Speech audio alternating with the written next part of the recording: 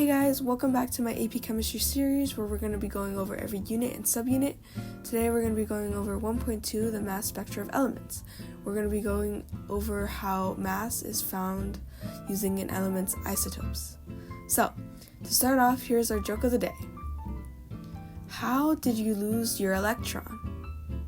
Well, you didn't keep your eye on it. Alright, let's get into chemistry.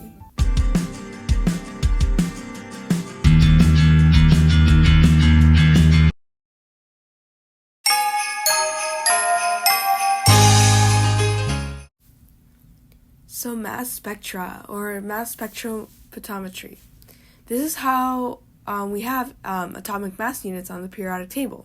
It's actually pretty cool and fascinating, and it identifies the isotopes that we have of our elements, meaning elements with different numbers of neutrons, and finding their averages using relative abundance. So mass spec on the AP exam is relatively simplified, which helps us, thankfully. So here's a graph of what you'll typically see on the AP exam. It will look like a bar graph of mass spec data. I'm going to use an example of boron here, which is going to have an atomic mass of 10.81. Now, each bar is going to represent an isotope of boron. The x-axis is mass, which in this case is in AMUs. So we have approximately an isotope with 10, with a mass of 10 and a mass of 11. The height of the bars is the relative abundance in percents. So together the isotopes should total 100% of boron. So to find this and to make sure to verify that it is 100% of boron, we are going to multiply the mass by the relative abundance and then add them together. So we have 10 atomic mass, we have 1 of 10, and it's around 20%. But remember, we have to convert these percentages into decimals, or else our multiplication will be off by a lot. So we'll have 10 atomic masses, and we're going to times that by 0.20. And then we're going to add our next isotope, which is at 11, and multiply by 0.8. And that's going to give us around 10.8 AMUs, which verifies that this mass spectra is representing boron. So typically on the exam, they will give you a mass spec without maybe identifying the element. They're going to ask you to identify it, or they might even make up a fictional element, just so you can find the atomic mass units using the isotopes given. So let's look at an example and let's break it up. This is an unknown pure element. Let's find it. So like before, we need to multiply the mass by the relative abundance. And shown here, we have 4 isotopes. We have 1 at 64, 1 at 66, 1 at 7, and 1 at 68. Now these atoms have a corresponding relative abundance. And like I said before, we're just going to multiply. So we're going to do 64, we're going to multiply by 0.49, which is the relative abundance. 66, we're going to multiply by 0.28. 65, I think it's around 0.03. And last but not least, we have 1 at 68, which is around 0.19. So adding together, and we're going to get around 64.71 AMUs. But let's make sure that we round to sig figs. In our graph here, the lowest number of sig figs is 2. So let's round 64.71 to 65. So if we look at our periodic table, remember I'm using the AP Classroom one, the closest element to 65 AMUs is going to be zinc, which is around 65.38 AMUs.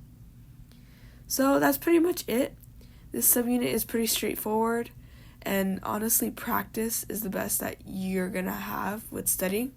So let's end with some. So typically, you're going to see 3 types of mass spec problems on the AP Chem exam. And the first one is identifying an element and estimating the atomic mass from an unknown element. Now typically 1 and 2 go hand in hand. But either way, you're always going to have to identify the element on a mass spec. And then the last type of problem is identifying an isotope. So how many neutrons are in this isotope? So I'm going to give this example, and I want you to find the element by estimating it. So essentially, question type 1 and 2. So I'm going to give you a couple seconds, pause the video, and solve. Alright, so I put the answer up, and I got 43.56, and I rounded it to 2 sig figs, which is 44 AMUs, which the approximate element is scandium. Now, in some cases, you can save yourself time from having to multiply every single isotope, because on the AP exam, remember, time is essential.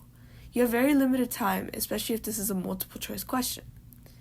So let's look at an example where you can actually round your answers and estimate the atomic mass unit to find an element instead of having to multiply it out. So here we have an unknown element. The vast majority of the atoms are at 39 AMUs. So the atomic mass will be closer to 39. However, since 50% of the atoms are around 40 to 41 AMUs, it might be a little bit higher than 39. So let's just look at our periodic table, and I see potassium is a little bit higher than 39 at 39.1. And the next element is way bigger than 39. So we're just going to say that potassium is the element identified here. So you just save yourself a calculation. Now, the final thing is identifying an isotope. Here's a graph. We're going to have to find the number of neutrons in atoms at, let's say, 74 AMUs. So the first step in identifying an isotope is you're always going to want to find the element. Like I said, you're always going to find the element of a mass spec graph if you don't have it. So let's do my trick and let's estimate.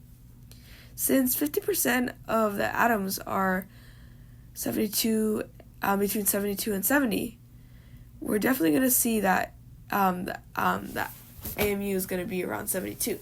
But we also have to see that there are some atoms at 73, especially at 74 and 76. So we can assume, averaging this out, that the AMU of the element is going to be between 72 and 73. And looking at our periodic table, that's going to be germanium. So remember, to find the number of neutrons, we're going to have to subtract protons. So germanium has 32 protons. So since our isotope is 74, we're going to subtract 74 by 32 protons from germanium, and that's 42. So Ge74 isotope, the germanium isotope, has 42 neutrons. Alright, so that's pretty much it for this semi-unit. Make sure to keep practicing. Check out Khan Academy and a lot of other resources for AP Chemistry for mass spec problems, and make sure they're in the form of bar graphs. Alright, happy studying!